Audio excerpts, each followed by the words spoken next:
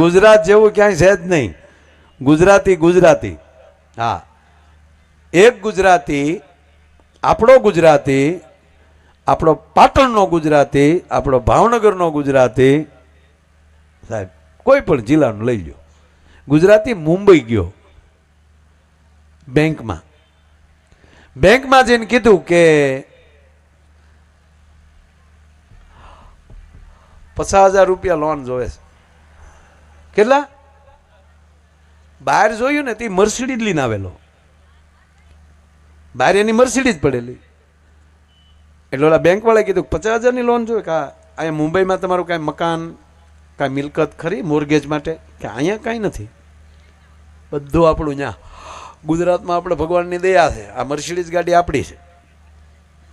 પણ તમે મોર્ગેજમાં શું આપશો? કે આ મર્સિડીઝ, આ મારા મર્સિડીઝના પેપર, આ મારી મર્સિડીઝની ચાવી, આ મારું આઈડી પ્રૂફ, આ મારું લાયસન્સ. ઓલાએ ચેક કર્યું તો આ ભાઈના જ નામે મર્સિડીઝ, ડ્રાઇવિંગ લાયસન્સ એના નામનું, આઈડી પ્રૂફ જેટલા બીજા હતા એ બધા એના નામના કમ્પ્લેટ. અને પાછું કે ગેરંટી કે જ્યાં સુધી હું તમને 50,000 રૂપિયા દેવા ન આવું વ્યાજ સાથે, ત્યાં સુધી તમારે આ મર્સિડીઝ અહીંયા રાખવાની. હવે 1.25 કરોડની ગાડી અને 50,000 રૂપિયામાં, આમાં તો 50 લાખ રૂપિયા લોન મળે.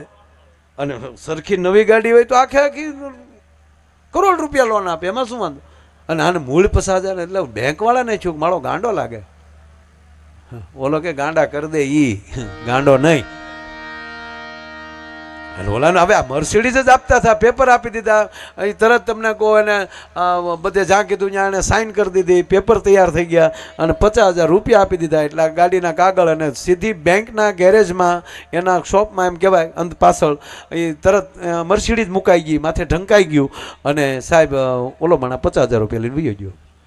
50,000 રૂપિયા લઈને વયો ગયો, પણ બેંક મેનેજરને ઘરે ઊંઘ ન આવી કે હારું જેને મર્સિડીઝ ગાડી એની પાસે 50,000 રૂપિયા નહીં હોય લોન લેવા આવવું પડ્યું. હારી મર્સિડીઝ હશે તો હાસુક લઈને, ચાઇનાની તો નહીં હોય ને. વેમમાં નાખી દીધો. આપણે નહોતા ચાઇનાના વડાપ્રધાન આવ્યા ગાંધીનગર, તો આપણા વડીલો વાતો કરતા હતા કે ચાઇનાના વડાપ્રધાન આવ્યા હતા. એક બાપા શું કે ઓરિજિનલ કેદી આવશે?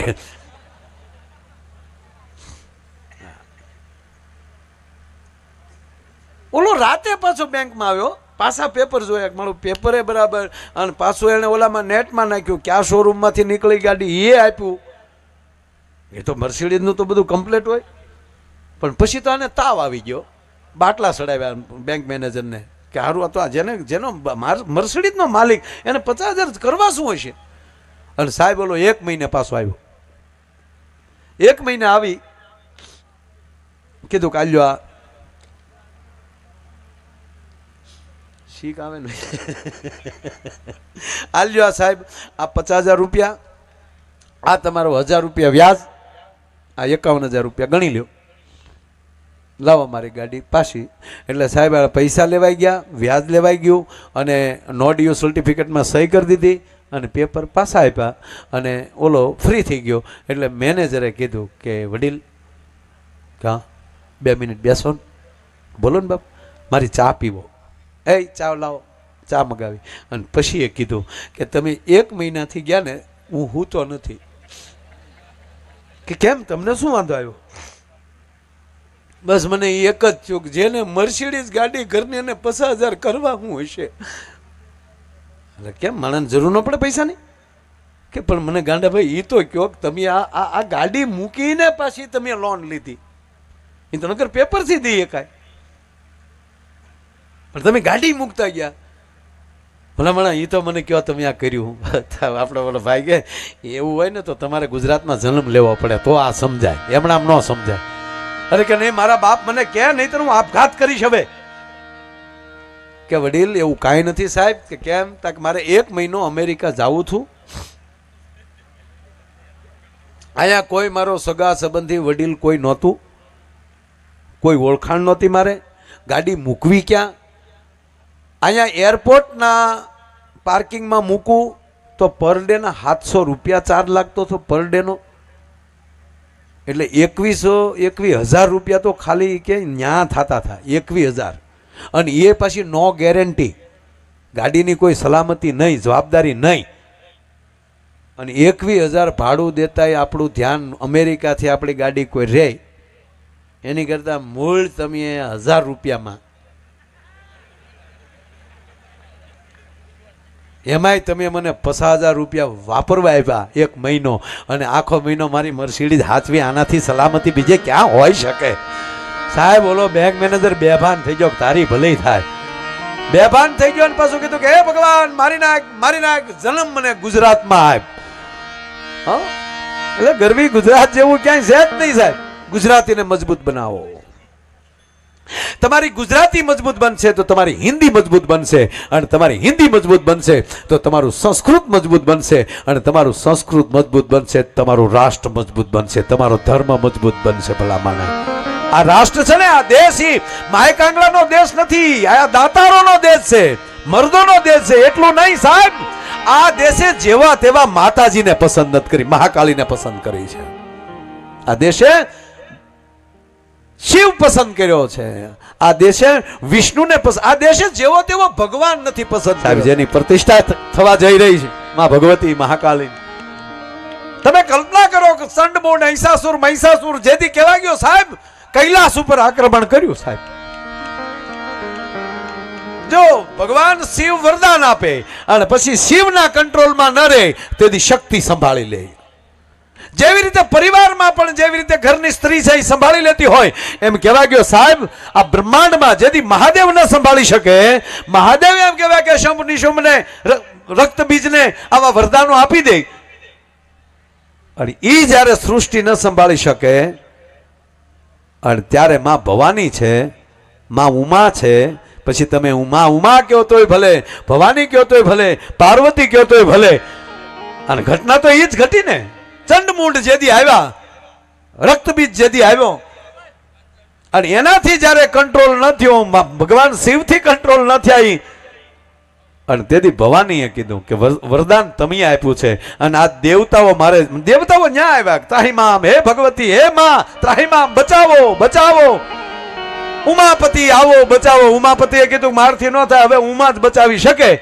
અને તેથી માન સરોવરમાં સ્નાન કરીને ભગવતીએ જેથી હાથમાં ત્રિશુળ ને ખડગ ખેંચ્યા, એક હાથમાં ખડગ અને એક હાથમાં ખપર લઈ, અને એમ કહેવાય કે દૈત્યોને જેથી રોડવા માટે નીકળી ગયા. માં સાંભળજો, આપણે મહાકાળી માનું રૂપ ક્યાંથી મળ્યું, મહાકાળી માના દર્શન ક્યાંથી મળ્યા એ વાત કરવા માંગુ છું.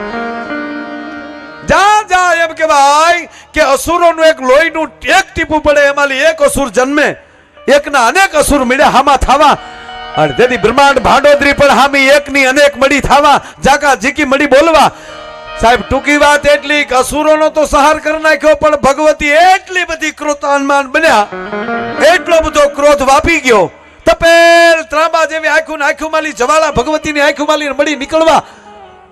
અને તેથી દેવોને પણ એમ કહેવાય ભાગવું મુશ્કેલ બન્યું. અને તેથી ફરીવાર દેવતાઓ મહાદેવને શરણે ગયા કે હે પ્રભુ, હે મહાદેવ, અમારી માં ભગવતીએ અસુરોનો તો સંહાર કરી નાખ્યો, પણ માનો ક્રોધ હજી શાંત થતો નથી, અને હવે સૃષ્ટિને રહેવા નહીં દે, દેવોને પણ રહેવા નહીં દે.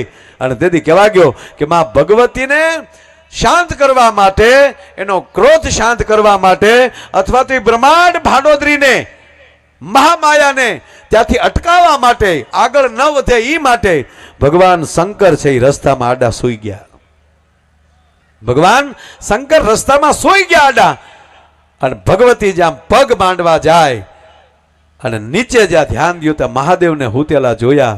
એટલે સાહેબ મોઢામાંથી જીભ બહાર નીકળી ગઈ કે હા, હમણાં મહાદેવ માથે મારે પગ દેવાઈ જાત, અને માનો ક્રોધ એમ કહેવાય શાંત થયો. એ જે સ્વરૂપ આપને મળ્યું એ આ મહાકાળી માનું સ્વરૂપ છે. ભલા માણ પછી આમાં તો ઘણા નથી ગરબા ગાતા, માં તું પાવાની પટરાણી ઓ માં જા જોઉં, અરે હેઠો બે, માં તું પાવામાં પ્રગટાણી હો માં જા જોઉં ન્યા જોગમાયા, માં તું કાળી ને કલ્યાણી હો માં જા જોઉં ન્યા જોગ માયા, અને તું તો શંકર ઘેર પટરાણી હો માં. ઈ બરાબર કહીએ કાય સાહેબ, તું તો, અને છતાંય અહીંયા શબ્દ છે, પટરાણી શબ્દ છે જ નહીં.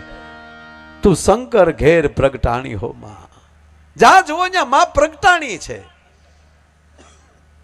હે આ શક્તિ સ્વરૂપ છે.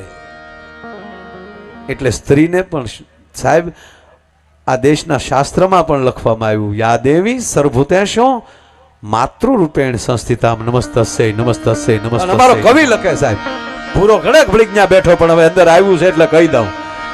એ જી હાવ હું વાળો એ જી નથી આ રાધોયા ભારતે કાયર દે.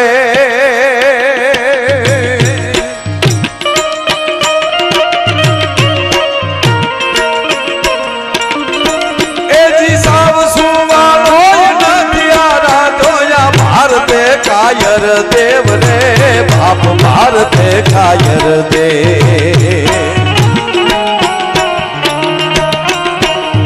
धारी त्रिशूल धारी मारो चक्र धारी वासुदेव गाना न धूप लीधा छे गीता ना पाठ कीधा छे.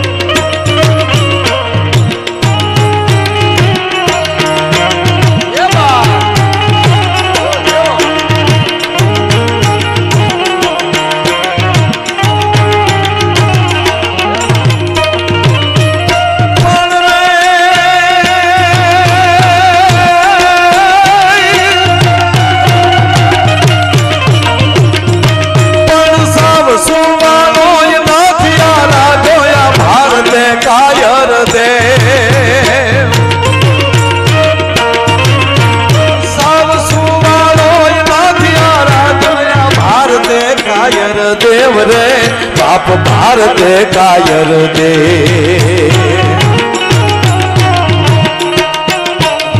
धारी त्रिशूल धारी मारो चक्र धारी वासुदेव गाना न धूप लीधा छे गीता ना पाठ कीधा छे.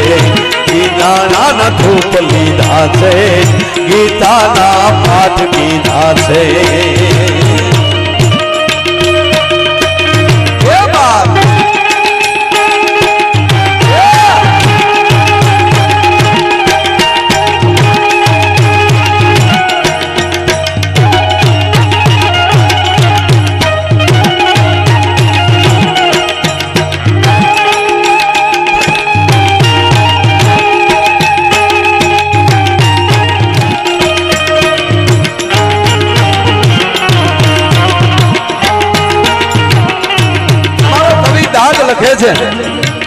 કવિ દાદને સાહેબ હમણાં પદ્મશ્રી એવોર્ડ ગયા મહિનાની 9 તારીખે રાષ્ટ્રપતિ ભવનમાં એમના દીકરા જીતુ દાદને ત્યાં બોલાવીને સાહેબ આ કવિ દાદના અમુક ખાલી 2-3 કવિતા છે ને એ તો પદ્મશ્રીને રૂડા લગાડે એવી કવિતાઓ છે આપણી. કવિ દાદે લખ્યું કે આ ધરતી કેવી છે, ભારત વર્ષ કેવો છે, તો કવિ દાદે ટૂંકમાં કીધું શબ્દ એક શોધો તો અહીં સહિતા નીકળે અને અહીંયા કૂવો ખોદો તો સરિતા નીકળે. અને સાવ અલગ જ તાસીર છે આ દેશની કે જ્યાં મહાભારત વાવો તો ગીતા નીકળે સાહેબ. જ્યાં મારો મારો ની બલાગુ બોલતી હોય, હાથીઓની કિકડાટીઓ બોલતી હોય, ઘોડાની હણાટીઓ થતી હોય અને તલવારની ખખડાટીઓ બોલતી હોય, શંખના નાદ થતા હોય અને એની વચ્ચે ભગવાન નારાયણ યદા યદા હિ ધર્મસ્ય જ્ઞાન નિર્ભવતિ ભારતમ અવ્યુત્થાનામ ધર્મસ્ય તદાત્માનમ સુજામ્યહમ પરિત્રાણાય સાધુનામ વિનાચાય સદુષ્કૃતામ ધર્મ સંસ્થાપનાર્થાય સંભવાની યુગે યુગે. આયા મહાભારતની વચ્ચે ગીતા જન્મે સાહેબ. એટલે આપણો એક પણ ભગવાન નબળો નહીં સાહેબ. ધડ ધીંગાણે જેના માથા મહાણે એવો પાળીઓ થઈને પૂજાવો રે ઘડવૈયા મારે ઠાકોરજી નથી થાવું. ઘડવૈયા મારે ઠાકોરજી નથી થાવું.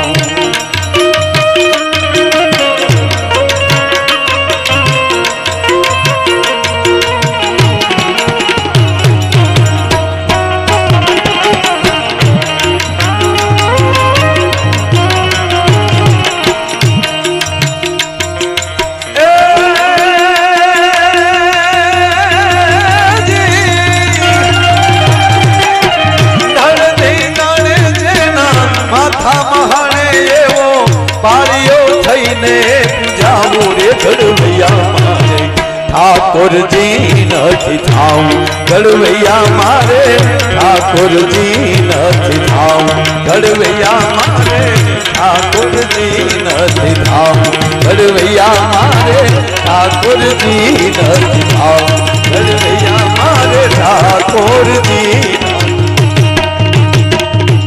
સૌ સુવાળો નથી હારા જો આ ભારતે કાયર દેવ આ તેગધારી ત્રિશુલધારી મારો ચક્રધારી વાસુદેવ અહીંયા ધીંગાણાના ધૂપ લીધા છે ગીતાના પાઠ કીધા છે